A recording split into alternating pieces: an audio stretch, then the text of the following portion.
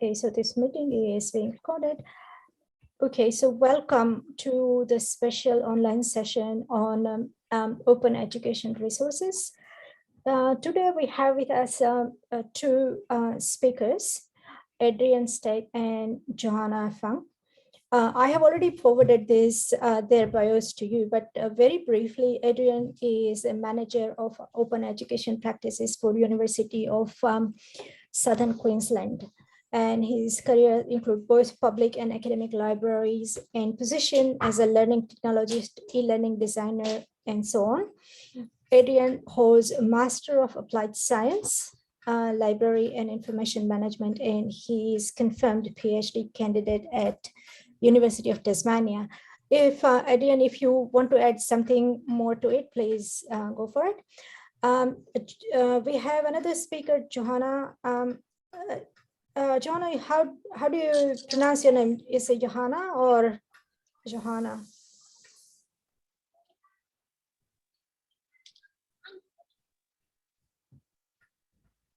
So we have Johanna Fang, and she recently completed her PhD in open education practices with Indigenous workforce development.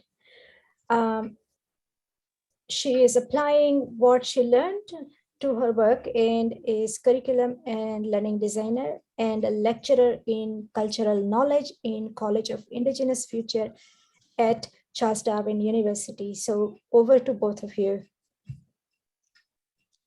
Thank you very much, Kashmira, and we're very pleased to be here today. In fact, Joanna and I were speaking this morning when we were putting the finishing touches on this and saying how exciting it is to speak to people who potentially can be putting this you can start again. Who can put this into practice straight away. And I'll be very interested to see how people are engaging with the questions as we go through. I do have some bad news for you. The bad news is that if you're hoping to come along to a presentation this afternoon where we kind of give you all the answers and walk you through everything and that you can completely lurk, well, this is not the presentation for you because we've got lots of questions for you. So whereas I said beforehand, I stand in the defense of the lurkers, I certainly do. When we have our questions as we go through, please feel free to use the chat. You can post your answers there. And there will be some times where we will ask that if you want to unmute yourself, if you're comfortable with that. The main thing, however, is that you are comfortable with the learning environment and that you engage in a manner that you're fine with. Okay, so if you've got any questions or concerns as we go through, certainly contact myself or Joanna. Now, the overview for today, we're going to start off with a shared understanding of open, and Joanna's going to take this first section. We're then going to look at some examples of how open education manifests in the Australian environment. Joanna will talk about Charles Darwin University. I'll talk about USQ and some of the things that we're doing there. And we're also going to cover the learning and teaching considerations for OER with plenty of time for discussion at the end. So I'll pass over to Joanna around the constructing the notion of openness and what we got from the Padlet. So I'll pass over to you, Joanna. Thanks, Adrian. Hi, everyone. Nice to see you here. And if you're watching the recording, we appreciate the time you're taking to see this today. Some things that I saw when I saw the Padlet responses kind of struck me quite strongly were the ones that I kind of decided to put into bold and italics here. Of course, there's no wrong answers here. Everyone, is bang on the money. I just would like to kind of articulate my position with regards to how I engage in the open space. I'm a previous primary school teacher from Canada. I've taught in the UK and in Japan and more recently here at CDU. So my perspective on this is pretty sympathetic to the experiences of teachers, even if you're a high school teacher, which I know high school and primary is very different, but I have a feeling that we all going to expect, similar types of institutional dynamics that we need to negotiate. and navigate. So where I'm coming from, these terms that you guys have used really struck me as the what really gets me out of bed in the morning when I do my research in the open. So the relevance, the engagement, the motivational factors. The thing that really struck me about open educational resources when I first came upon them, 10 years ago now, was how it invited participation and invited students and people to adapt things. It wasn't the static textbook that you had to pay $300 for. And so that really struck me as something that was really quite revolutionary in the education space, where traditionally there's been a dynamic of who knows everything and who needs to be taught. So that's kind of where I'm coming from with that. In addition to the word authentic, that was really helpful, because that means that there's a notion of authority and authenticity and understanding who is the author of the knowledge. So that's a really interesting word that I'll get to in a second. Free, of course, hugely important for students, especially at university, but also in high school and primary school. Different places in the world, we know that resources are a huge cost for a lot of people. So the fact that they're free is another wonderful thing. The not always digital is another beautiful thing I was happy to see, because I've always done some open practice up this way, where, we have crazy weather, we have very, very remote communities where the technology and access and data, the digital divide is very much a real thing. And so you have to think about when the electricity goes off or when you're out of data, what else are you going to do? So that's really powerful. Contributions, equitable, again, that's the participatory element. Accessible, that's another different thing to free. There's a big underlying value to open, which is that it should be accessible to all. It came from kind of distance education and School of the Air and those types of places, and movements that have enabled access for education to a lot of different people, and that should include people who have accessibility issues. Empowerment and equipping is another really great thing to see too. Equip you with what? So kind of, does anyone have anything they'd want to add to those things in terms of the kind of qualitative experience of open and resources? Okay. If you do, just pop it in the chat. But yes, and part of libraries, and libraries are essential actually to access to information, and librarians, as you'll see when Adrian discusses a bit more from that perspective. There was one thing that I wanted to observe here, if I can, Joanna. Yeah, of course. And that's I wonder with the folks here especially. I look through all of these descriptions here about open education, but I wonder if people, if they were asked, what should ideally in a utopia, what words would we use to describe education, not open education, but education more broadly? Would they use the same words to describe a good state for education more broadly? I'd be interested to see if what people have to say about that in the chat as we go on as well. I reckon there's a big kind of nod to the fact that online education is going to be very much a part of, if not already a part of teachers' experience in the classroom, and has been for the last 2 years, as we've seen. And so there's a lot of skepticism about this. And so we're looking at a really poignant time. I don't want to use the word pivotal, but that's the first thing that came to my mind in terms of what online and education can look like. So Adrian, can you slip to the next slide, please? Sorry. So I go with the definition of open educational practices are access to and use of content. Yeah, a lot of online education there Michael's talking about. I also think that open educational practices, this definition from Cronin and McLaren is really helpful because it sounds a bit woolly, but because there's multiple entry points to experience and participate in openness. So in some of the learning I've done, it's kind of like where, is it just this one person or one textbook, or is there other ways and lots of other ways to get to it? And we were talking about that with Kashmira, with not everybody attends your classes as a higher education lecturer. How many ways do you need to create so that people can participate in that offline and when you're not there? Collaborative practices, pedagogical, which rely on social interaction, knowledge creation, peer learning, and shared learning practices. So that goes into the next slide that I chose to talk about some of the conceptual and theoretical underpinnings that in the space of openness that you might want to have a little look at. My openness practice has been in Indigenous knowledges and workforce development. So of course, knowledge authority has been a really huge influence in that. And there's some Indigenous knowledge authority in some of these articles and authors that speaks to the ways we are custodians for knowledge and the ways that Indigenous people in particular have very strong, organized and complex kinship structures around how knowledge is governed. So that is a very interesting take on who gets access to knowledge and how we care for it.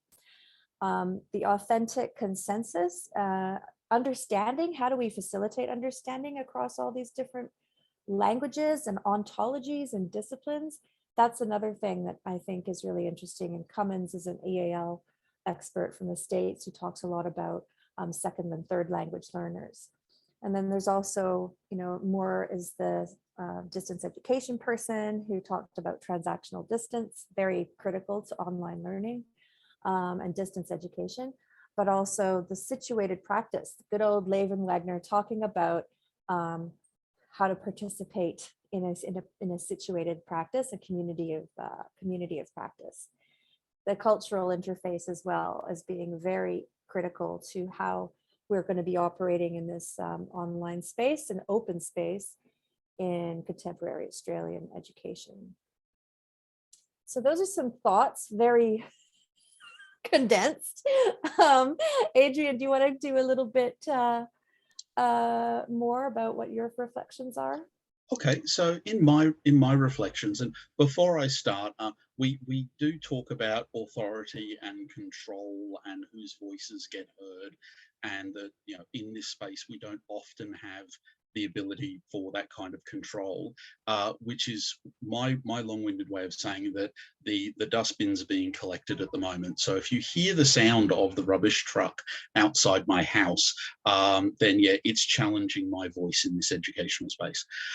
Now, for me, I go with a fairly straightforward that it is about free access, use, modification, sharing, and for any purpose.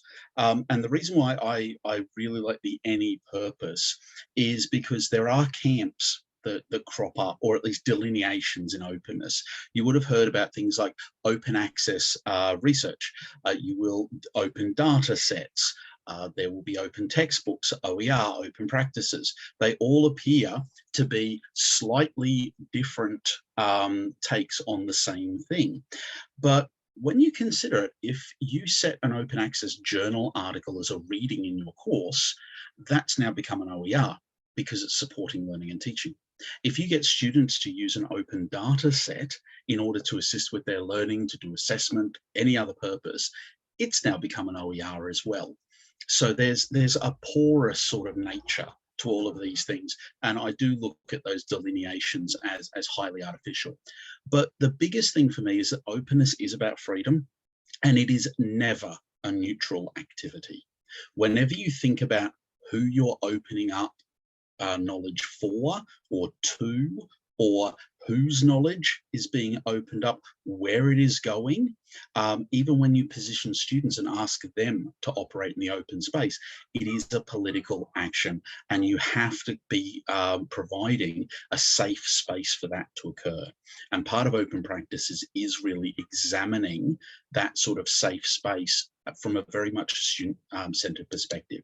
My other big area is that I look at the role of the university in society, and this is probably one of the best statements in Australian university history that you'll come across from paradoxically from the Dawkins Higher Education Policy Statement, which is one of the most confused documents in that we have got around higher education. The very same document that says that universities promote an understanding of culture, often at odds with majority attitudes, to support the development of a more just and tolerant society. This type of approach for a university, that we are empowering our citizens to take part in a participatory democracy. These are the kinds of discussions that don't often get held at universities. And I find that openness is a great mechanism to get people excited. And when I do talk to academic staff in particular, they suddenly, all of this wellspring of this idea of social good, about contributing to society, about enabling and empowering communities, it suddenly comes out of them. And it's almost this great relief that you've provided a space or a mechanism for them to engage with these kinds of topics. So those are really the kinds of things that I look at, or at least where I'm coming from with openness. And I'm really pleased to see that we've got the different perspectives on open today. So you'll see that it's many things to many different people. But I'll pass back over to Joanna as we go into what does open look like.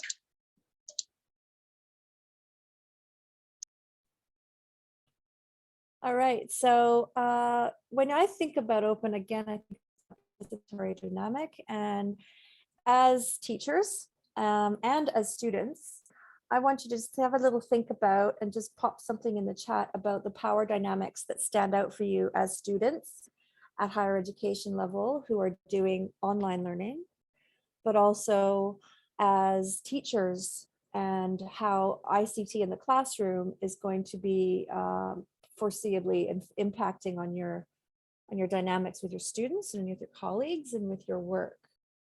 Has anyone got any strong feelings about the power dynamics that ICT in the classroom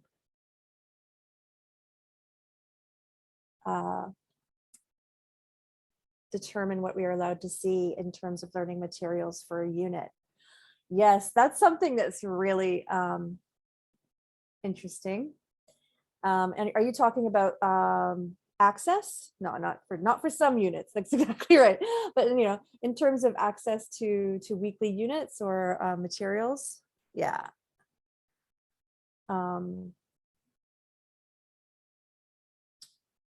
There's a certain kind of tradition, I think, in education spaces that can and is being challenged in a lot of ways. The more participatory, kind of learning is starting to take hold.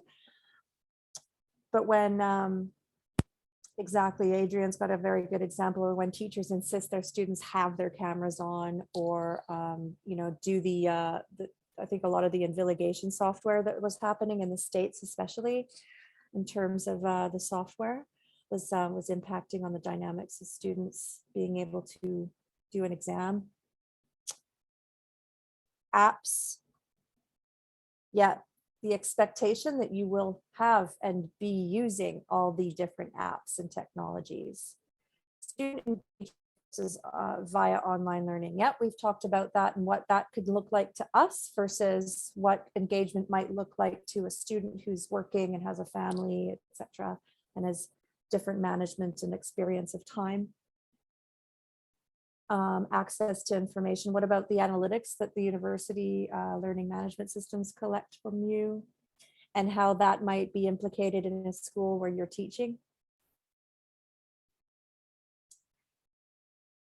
So there's a lot of interesting stuff that is already there, from the old sage on the stage mentality of the teacher lecturing to the students and delivering teaching and learning to the students kind of receiving it, and these types of dynamics.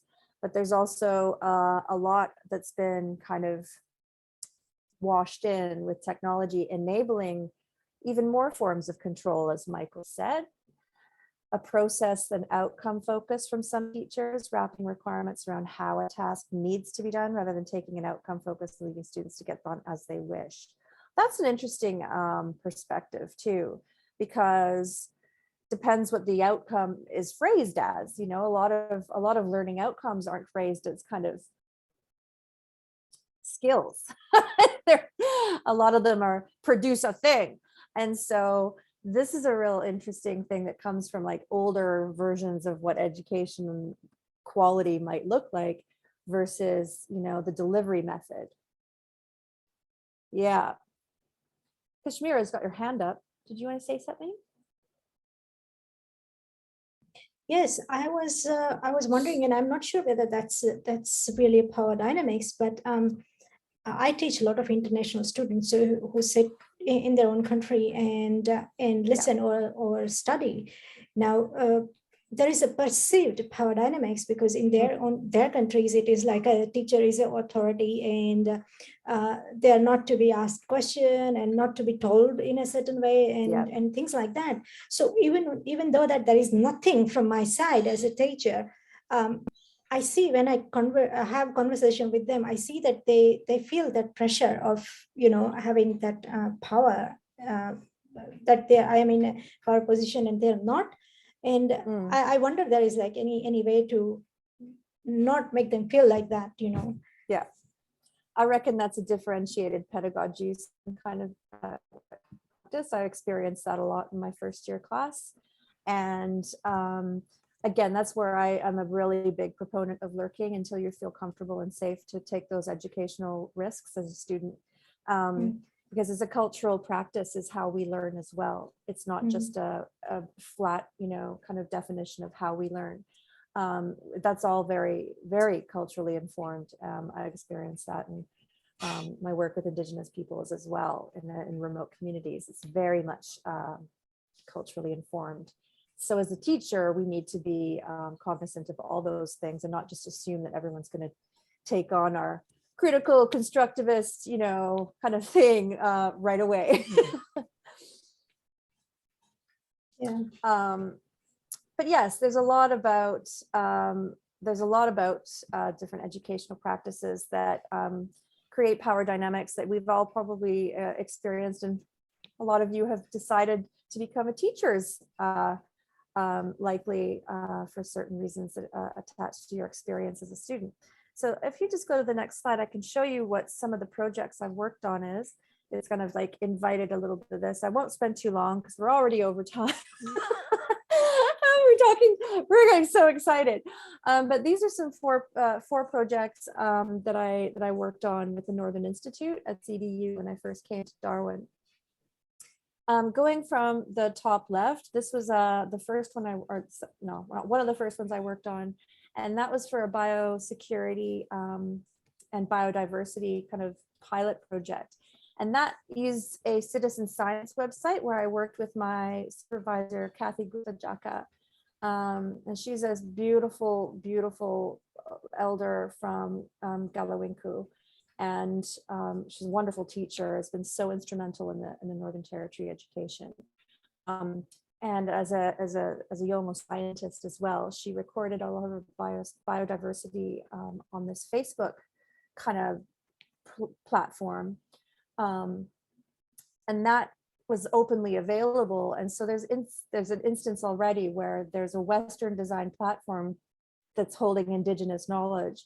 And that was showing different ways that knowledge doesn't always fit in certain boxes, and the boxes need to be kind of adjusted to contain and highlight the strengths of certain kinds of knowledge. So in terms of open access to that knowledge, it's also, you know, the assumption was, oh, what are the stories or the Dreamtime stories that you've got to different species of animals, and there's some certain, you know, some cultural protocols around sharing of knowledge, as you might be aware. And so that was a nice way to bump up against this open access entitlement that we have in the Western education system. Yes. The next one is the Indigenous engagement model. for the biosecurity, that's encouraging traditional owners to be a partner with the federal and territory governments when it comes to plant diseases and incursions, and ways to engage and share knowledge. And we designed this this engagement model, and that's openly available as well. And that opens a discussion to something that, where the biosecurity officials talk about things with a very different language than traditional owners talk about their country. And so that was a really interesting way to see how things were open indeed. So you can see that I'm not just talking about open in terms of a resource, but a process of engaging. The bottom right is pre-vet, and that was a pre-vocational education and training resource that I did with the Department of Education, and they use this in middle schools across the territory. And it's showcasing Indigenous role models in job pathways, talking about the literacy and numeracy they learned at school and how they use it on their job. So really authentic, motivating, meaningful resource that was empowering students in the Northern Territory to see themselves as employed, which is, if you live here, you understand that that's quite a challenge to the dominant narrative. So the final one was the Fisheries Research I did out at Warrawee. And we created resources in language, in Arakpi language, with people who are developing oyster farms and tripang harvests. So these are old traditional practices that have been here way before any white fellows came. And now people are developing, enterprises that are meaningful to them and empowering to them. So getting back to that open practice Padlet activity, a lot of that stuff is participatory. It is talking about being meaningful, empowering, equipping people with skills that have already been there, but have now been developed to form employment and to validate their authority over skills that have been there forever. So the way that I'm doing that in the classroom, next slide, please,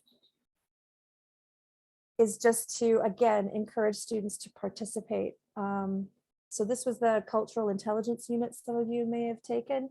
I taught that for a few years, but again, with the digital divide, the 3-hour-long recording was something that we really avoided, and wanted to do like little mini clips of how to access and read for certain purposes for each of the articles, and how they wanted to, whether or not you wanted a full lecture or mini clips or, Q&A sessions where it's just loosey-goosey conversation.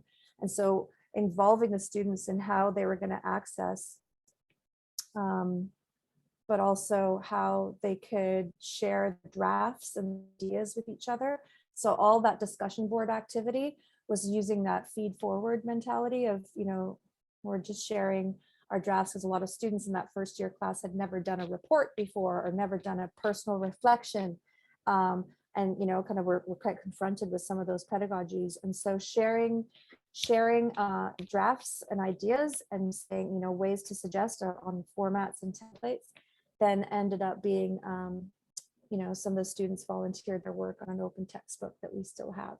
So that is, again, respecting students' knowledge authority, situating their practice within their disciplines. We had discipline specific examples as well. Acknowledging what time experience they were having with, with lockdowns and having kids at home doing online learning, but also too acknowledging that different disciplines from across the university were taking this class, and so accessing readings in different ways and supporting them to do that was really supportive of like where they were, skill set and the kind of ontological languages they were speaking from within their disciplines. So I didn't try to make them into humanities students, if engineering students, but we tried to give them those humanities skills and cultural responsivity skills to be able to talk about some of these ideas in their professions. And that helped them. So on to you. I'll stop there. Oh, that's fine. One of the things I wanted to point out as well is that both at the beginning and at the end of this presentation, we have links through to both of our profiles. And in Joanna's profile, you'll find the publications and examples of some of this work. So if you are inspired by the kinds of work that is going on from Joanna and her colleagues, you'll be able to follow that through and find out some more. So I suppose with the learning and teaching considerations for OER, we've touched on a range of these already, that we are talking about opening up not just the content, because we know that if you simply provide people with content, then learning doesn't happen.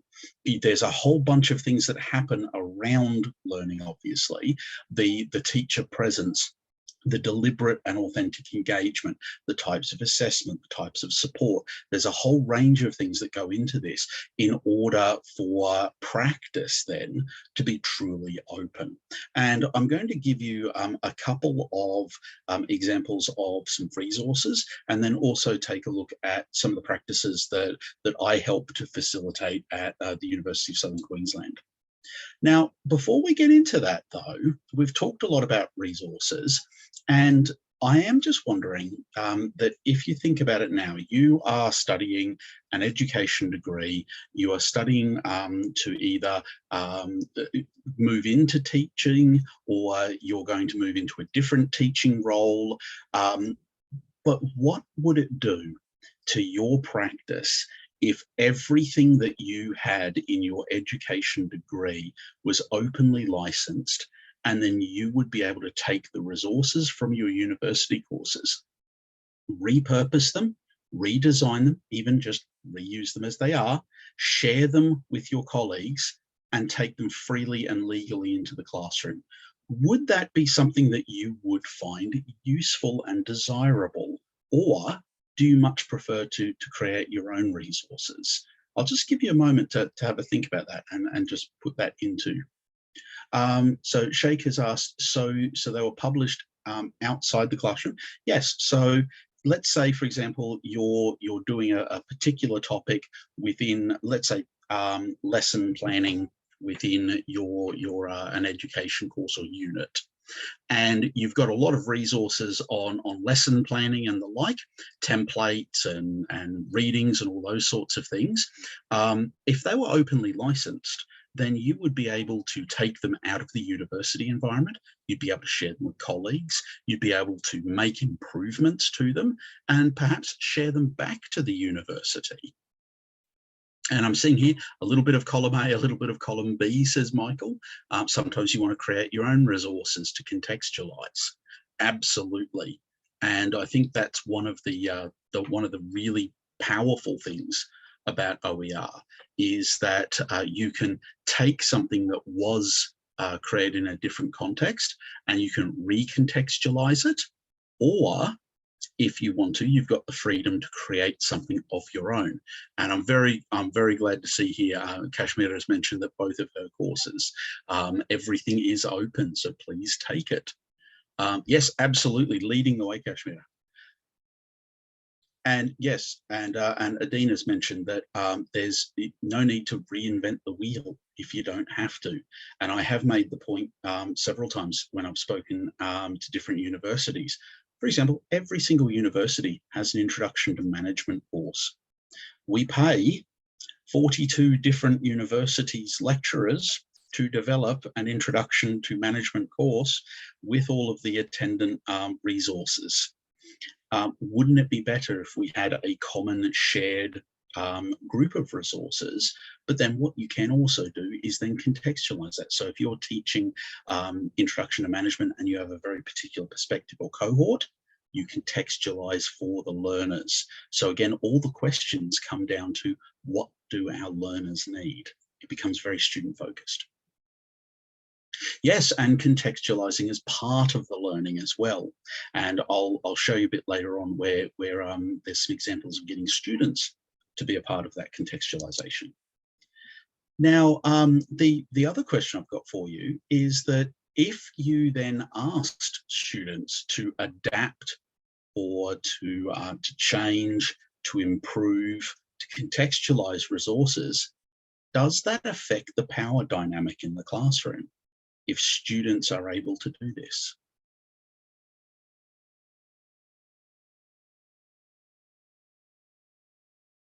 And Stu raises a very important point here.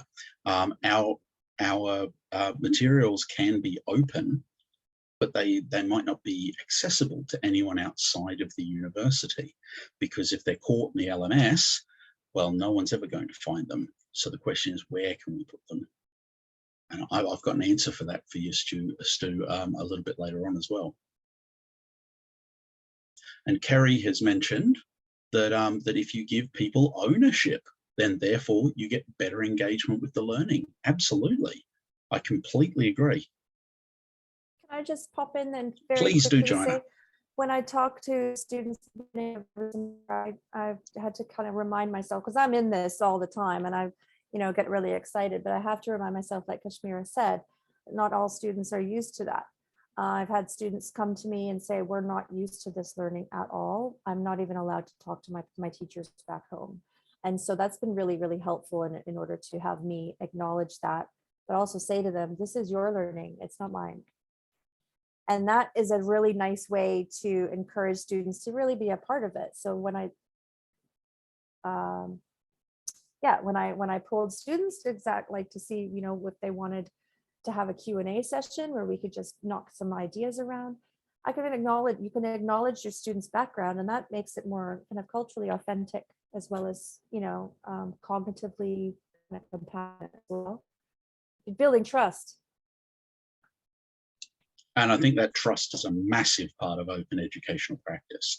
The last point that I'll raise around this question is that Michael raises a great point around the fact that often research, and often proprietary research, is part of academic career progression.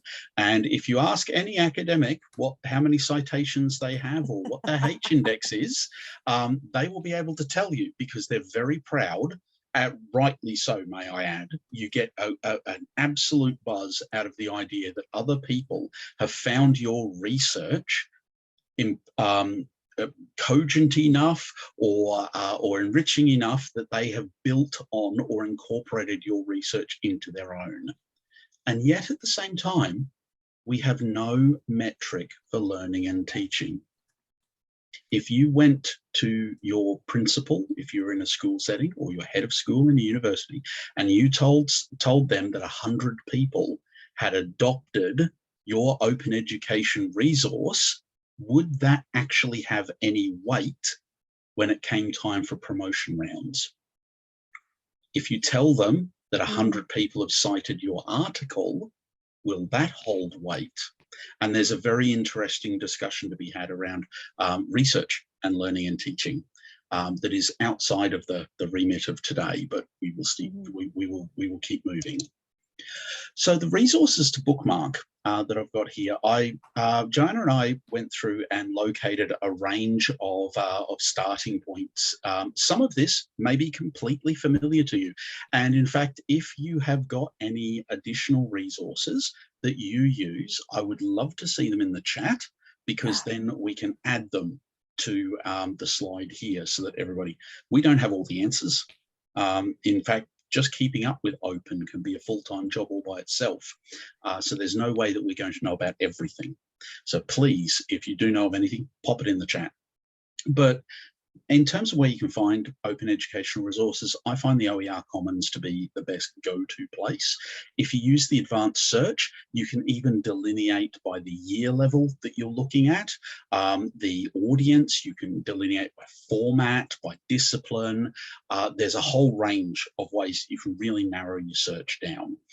So that is my go-to. And in terms of where we put materials, I encourage people to put their materials where other people will find them.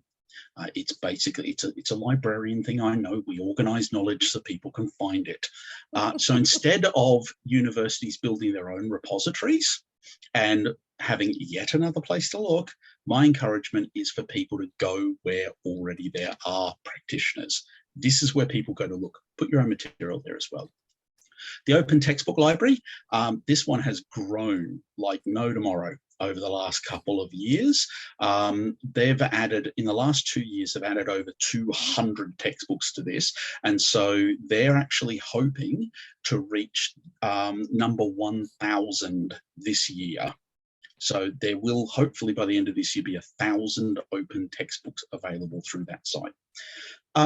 Of course, using open educational resources, most of them are empowered by Creative Commons licenses, and you need to make sure that you're attributing correctly.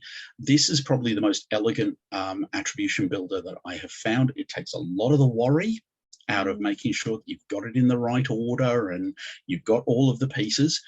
You simply add your information to the fields and it will help generate it. And Stu has mentioned the BC Campus collection. So I'm going to add that right now. Whoops, that is not what I wanted to do.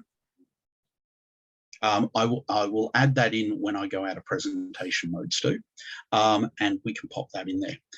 So the attribution builder, if you're using open, this means that you're doing the right thing, as it were. If you want to involve students, there's a collection of 4 resources there. And one in particular that I wanted to point out, this last one here, the Making Open Educational Resources, a guide for students by students. Now, we have some lecturers at USQ who are considering this semester of doing open assessment. They want to provide some support for the students so that students understand what it is they're doing, understand the implications of licensing. And we're considering whether or not we use this or whether or not we revise it in some fashion. So we will have students undertaking open assessment who are being shown how to do it through a guide that was written by other students. Mm-hmm. So it's kind of circles within circles here, but I love that idea. That's how they are potentially going to learn about open. And if you are interested in anything that's a little bit more structured, the OERU offers a great set of micro courses around learning in a digital age, the lighter course. And so please do check those ones out. And these slides will be available to you after the presentation too. So if we then move into conceptualizing these practices, we've got all of these tools. We've got repositories of content, we've got attribution builders, we've got examples from all over the place. How do we put it into practice? Well, Joanna's spoken really quite well about the really powerful ways that you can work with community and how you can really leverage open, especially for traditional knowledges. Most of my experience, however, is within the university and essentially engaging academic staff in this. And one of the ways that we approached this was through a sustained community and through building processes. So it wasn't just accidental pedagogy that was occurring, that good stuff happened, but we're not quite sure why. We would prefer that good stuff happens and we have a fair idea of exactly why, because we built it that way. There's still obviously the chance for the surprising to happen, and that's always happening in the open space because students find new and different ways of engaging that we never thought about. And those are the moments I absolutely love. And a lot of my work comes from the capability maturity model. And there was this one part of it that stood out to me. And it spoke mostly about ICT projects. And the report is written from the perspective that that these types of ICT projects generally ran over budget and over time and didn't deliver exactly the outcomes that everyone was hoping for. Now, that was written in 1993, and I'm absolutely sure that since then, ICT projects have completely revolutionized and they all come in now under budget, on time, give us all the outcomes. I'm sure that's been solved. But just in case, these ones talk about that when projects like this succeed, it is generally through the heroic efforts of a dedicated team, rather than by repeating proven methods. And so with open, it does have a tendency to be slightly out there on the fringe. And it is deeply invested in these words, heroic individuals rather than it being a whole of institutional supported approach. And my interest is in making it a supported approach. So we have grants at USQ, and they've been running since 2014 now. And we get all the grant awardees into a community where they meet once a month, and we ask them during that time, what have you achieved? So that way each month they have something to celebrate. And it feels good being in a group and saying, this is what we've achieved, and everybody saying congratulations, or that's great news, or tell me more. We have a, what are we going to learn today? And so we learn a bit more about open, one very specific topic, and we consider how that's relevant to their grant and how they might use it within the grant environment. And the third question is, what are we going to have done by next month? So we do just 4 weeks worth of forward planning. And I'm going to give you 3 quick examples of some of the materials that have come out of this. All 3 of these are open textbooks, but they are done using very different approaches. So our Fundamentals of Anatomy and Physiology is based off of a US text, and the lecturers wanted to bring this in and make it an Australian edition because there are disciplinary differences and cultural differences. They also wanted to make sure that there were options for students to engage digitally with it. And so at the end of each chapter, they've put in self-assessment quizzes with feedback. And so a student is able to go through the chapter, they take their notes, they do the learning activities, and then they can actually test their knowledge as they go through.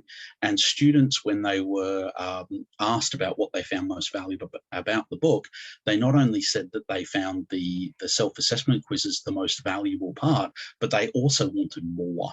They wanted extended quizzes, more quizzes. And this book, being that it is an Australian edition, it has gathered quite a lot of interest within the sector. And we've got about 4 other universities at the moment who are considering taking this book on. Now, in addition to that, it's going to end up replacing the core text. The core text is just under $200. And the course that we're talking about here, we get about 900 students a year taking this course, 900 to 1,100 students taking this course. So when you think about student savings, that it adds up really quickly. The other one that only just launched in Open Access Week last year in October, this is A Possession Forever. And it's a guide to commemorative memorials, including counter memorials, and looking at how we commemorate history, who we commemorate, why, power dynamics, a lot of those really deep discussions that are occurring all across the planet at the moment. You see where there are debates about whether or not certain commemorative statues should be taken down, for example, or replaced. And this was developed in consultation with teachers. The idea being that a primary or secondary school teacher could be teaching Australian history and they could use their own built environment. So if I am living in Canberra, then yes, I could go and visit the War Memorial. But however, if I'm living in Oakey, which is about 45 minutes away from where I live, very small town, they have a single memorial in the middle of town in the green. And the question is, well, what does that actually mean for the community? Why was it constructed there? How was it constructed? Why is the architecture the way that it is? And so this book provides teachers with the types of learning activities, information approaches where they can actually use their own individual localized built environment without actually feeling that they have to try and organize an excursion somewhere. And for those of you that do work in primary and secondary schools, you'll appreciate how much trouble it is to get kids on a bus and how expensive it is to go somewhere. And so this book has been launched, and it's also attracted a number of other state government grants coming its way. And the last one that I'll leave you with is this one here, Gems and Nuggets. It's volume 1 of a series that is coming out of open assessment in an early childhood course. Now, what happens here is the lecturer runs a workshop before the beginning of semester, and it is free professional development for early childhood educators in their area. So they come onto the university, they engage with this. As part of it, they will also come up with a list of the PD needs that they're unable to meet at the moment.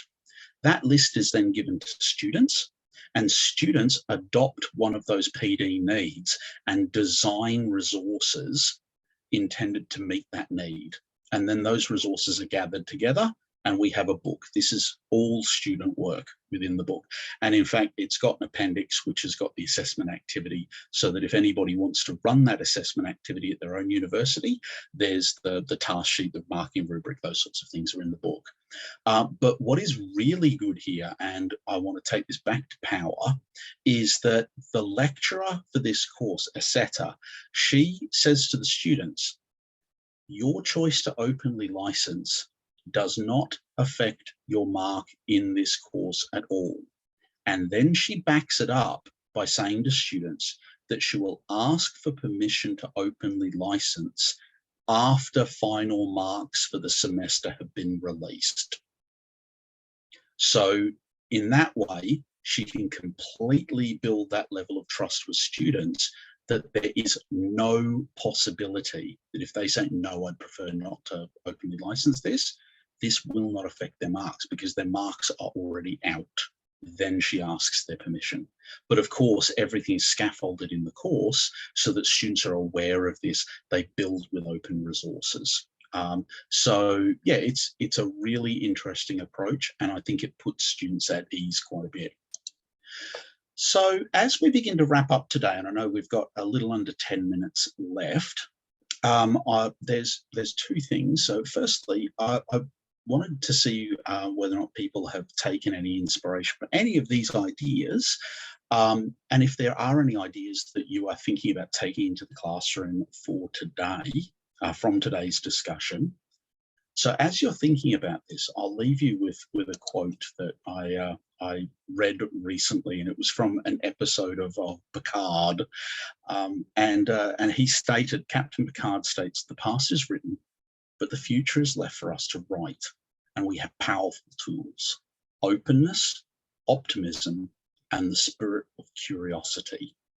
And I don't think I've seen anything recently that has summed up my opinions on education more succinctly.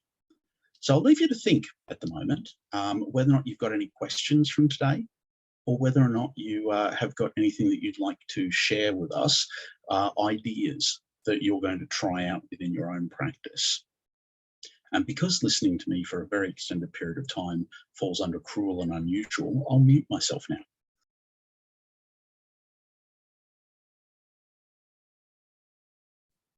Thank you, both the speakers. Now, if anybody has any question, either you can unmute your mic and ask, or you can put it in the chat.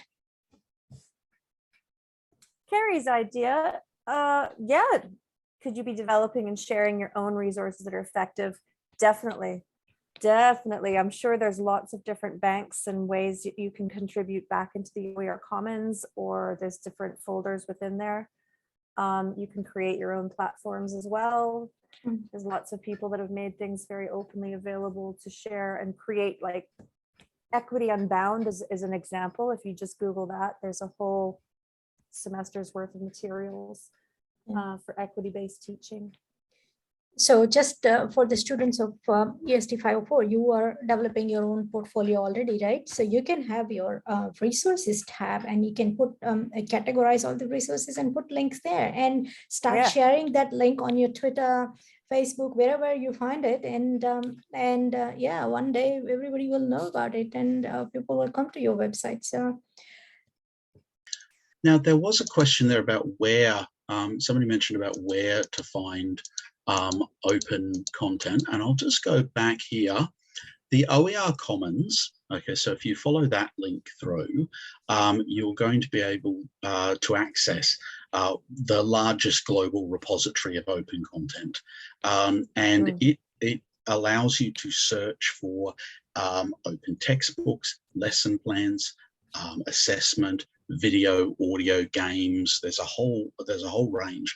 And as I said beforehand, I would definitely use the advanced search in there, so that way you're able to really limit down, because it can be a little overwhelming when you type in a particular topic and suddenly get 5,000 results back. By really bringing it in, you're able to hone in on exactly the type of resource. And Joanna, did you want to have the first stab at Michael's question there? Definitely. It's a good one. So it's an interesting one, because coming from Canada, where I'm from, it's, we're situation to Australia in terms of higher education. The United States has had a really big push on especially open textbooks, because a lot of their tuition fees are astronomical. Their living expenses, I mean, the students' poverty in the States is huge. They don't obviously have the same safety nets or tuition supports that we have.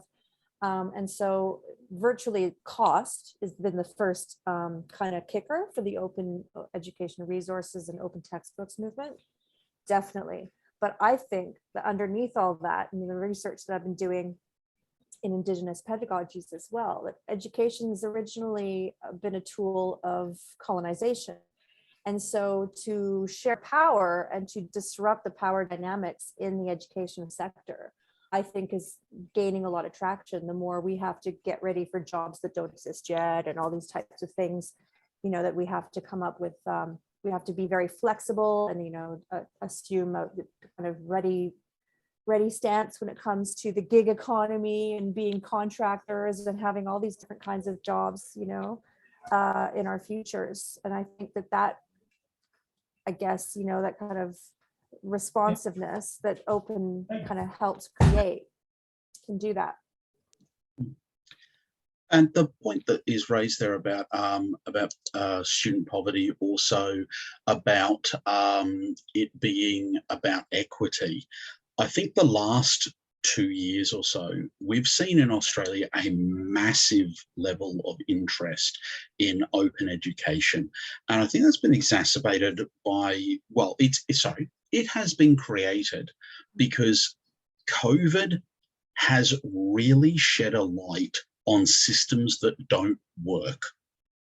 And when we're considering things like university lockdowns, where at USQ, our libraries on all 3 campuses were locked down during 2020, and I don't think we were locked down at all during 2021, but there was a period of time. My colleagues in Victorian universities, when their libraries were locked down for up to 6 months, being able to provide access to information for students to complete and be successful in their learning, when you're dealing with a proprietary environment, when you're dealing with commercial interests, when students who were already vulnerable were losing work, they're losing an income, they have increased caring responsibilities, as well as that we have an increase in mental health issues due to lockdowns, due to the uncertainty. And then on top of that, you're saying to students, as Stu mentioned in one of his comments, we want you to make a decision between buying a textbook or feeding yourself. Yeah. And we know in Australia that roughly 25% of students miss 1 meal per week because they can't afford it. There's a larger number of students that miss 1 meal per day. And there is a very late 2019 report which looked at the state of student finances, and they are horrific. So when we consider who has access to education, who's going to get left behind, are we involved in education so that we can hear students speak about, well, I had to pay rent this week, so that's why I don't have access to the learning materials?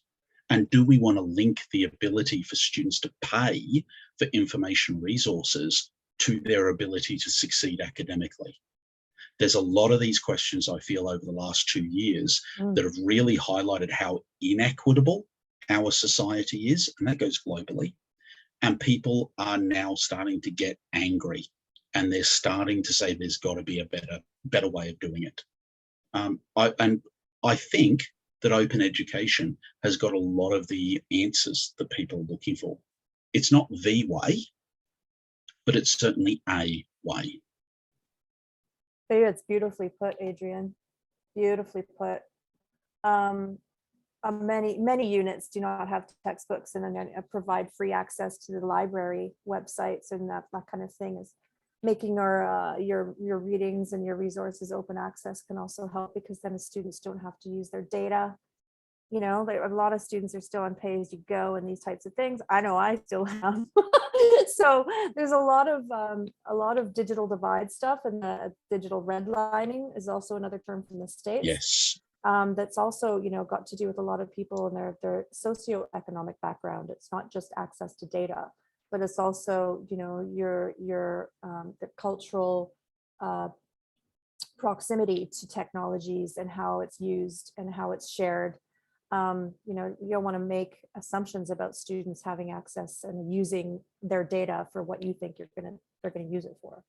So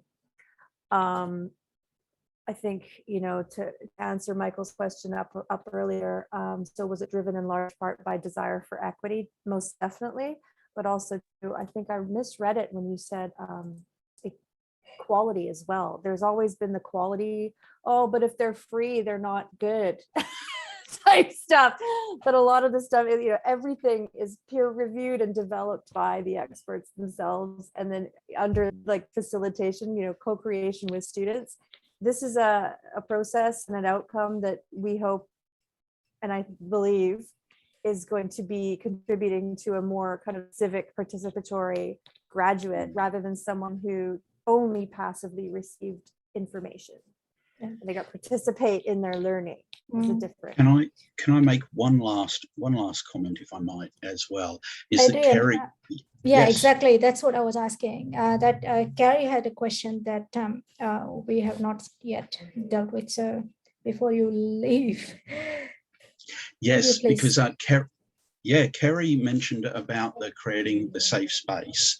And I think, okay, one story which I think really highlights this well, I was at the Creative Commons conference a couple of years ago, and I heard this fantastic presentation from someone who taught political science, and they were looking for their students to create an opinion piece that they would post to a blog, and that this blog post would be out there, it would invite comment, those sorts of things.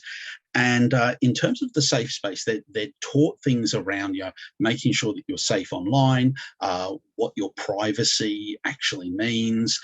They had selected tools that were respectful of privacy as well. And they had also said to students that it was an opt-in, that if they didn't feel as though they wanted to sign up for an account, then they weren't forced to. He then had a couple of students who were international students who were in the United States, and they said, we really want to do this activity. It's just we can't do it openly, because if we do, the chances are in our home countries, our essays will be read because they are open, and we will either be detained or executed when we return home, because, you know, you're asking for very open critique, and you're asking us to look very deeply at government. And they were shocked, obviously, having you know, students in their class that were saying, we literally say that by completing the assessment the way that it stands could actually endanger our lives. And so, of course, he said immediately, there is no requirement for this to be open. There is no requirement to use the blog. And he said to these students, this is the way that we're going to handle it. Are you okay with the alternative that I am presenting? And he included the students in that conversation at each point, so that they were able to say, yes, we feel safe. Yes, we feel as though we're engaging with our learning. And yes, we are comfortable with this. Now, I think that is probably the most powerful example I've ever heard, but we need to have a think about, right down to the tools that we use. What does that mean for our students? And what are we asking them to give up by using technology? Are we asking them to give up their privacy, their data, any number of these things? So I hope that speaks to that answer, Kerry. Yeah. Thank you. There's a series of traditional knowledge variations too as well. So when you think about like the cultural implications of being open, it's very much a Western privilege, much like the pedagogies that we take for granted when we teach here in Australia, Shmira talked about. And so, yeah, the Verena has developed the ethics of open class as well. Just look her up on Twitter. She's absolutely amazing, and she publishes a lot of open stuff. She does teacher education in Canada. Hello, Helen DeWard. Yeah, there's some amazing people. Yeah, Helen there's DeWard, some amazing people on the open Twitterverse. So follow both Adrian and I, and we're all clued in and connected to them. And if you're interested, just a lot of stuff gets shared there. But the ethics of open is huge, Carrie. So you're really wise to start thinking about that question straight away. And I'm sure that you've come across this term already, but I've noticed over the last 2 years, the amount of literature coming out around the pedagogy of care. It has become a really hot topic, and very rightly so. So if you want to do any more reading, I would certainly agree with heading into that. And somebody mentioned here, Stu, another challenge is the presence of publisher online homework systems that require paid subscriptions. Ew. Yes, there are lots of these. And one of the biggest challenges that we have is that commercial entities are getting very wise to open education, and they are beginning to co-opt some of the terms. So in the US, there are publisher programs which are called inclusive access, and they sound great because it means that every student has access to the same materials on day one of semester and no one gets left behind. The rhetoric sounds great, right up until the point where what happens within those is the university signs the agreement with the publisher, and then the cost of those resources is simply added to student tuition. Students are not consulted as a part of this. Students aren't asked whether or not their data ends up, on a major publisher website, and then the publishers are collecting data on student learning that is sometimes not accessible to the university in order to build a competitive advantage. And those sorts of inclusive access deals are coming in Australia. There are universities who are looking at them. And so it is very much where we talk about power. There is a lot of power in language. I mean, Joanna mentioned that, education was used as a colonizing tool. The words and the terminology of open are being co-opted by those who are about as far away from open as you could possibly get. Yes, and for product improvement. Yes, that's the other reason why we give our student data away, is so that we can improve their learning experience. It all sounds great on the surface. And also, I mean, sometimes when I read the essays or the material produced by the students in as an assignments, they are great. And if that's published on a public forum or blog, that would have been like really very attractive, as opposed to if that goes to publisher and if they try to make use of it, there is no way for us or students to know that's been used, in some or the other way. So yeah. And I think as well that in those sorts of environments, it's also worth looking to see whether or not the material that you're teaching with and the textbooks, whether or not they were free in the first place. And there's a great sort of Robin DeRosa is someone to look up with her annotated American literature course, where she actually discovered that because she's dealing with early American literature, most of that content is available for free online because it exists within the public domain. Yeah. What publishers were doing, of course, was collating all that, publishing it in a nice bound volume, and then charging students $100 for it. And so what she did was she got the public domain material, and then the student assessment was to write an introduction to that piece of literature. Covering off on things like the context, why it is historically relevant, a critique of that literature. And then she gathered the student introductions with the public domain literature and published it as a textbook. And she does that as a piece of renewable assessment. So every year she can run that and get a new volume out, which then she can use the volumes with her existing students, and she can be updating the resources that she's using, or using different resources. That's because fantastic. The students are producing them. Mm. And I'd prefer a system like that than what we presently have. Yeah. Okay, I think we are like almost 12 minutes past. So, I mean, it is very interesting. And I can see that nobody has left this session. That means that they're really hooked onto it, which is great. But we have to finish. I mean, thank you so much, Adrian and Johanna, for giving up your time. And I know that there has been a lot of things, a lot of effort went into the preparation. Thank you, Stu, for attending. My students who doesn't know who Stu is, he is a lecturer at UNE, and he is expert in OER as well. And I wanted to get him to speak on something, but he is too busy at the moment. But yeah, I mean, we are, yeah, as a coordinator, I'm really privileged to have you all here, and thank you all for attending. I'll be stopping the recording.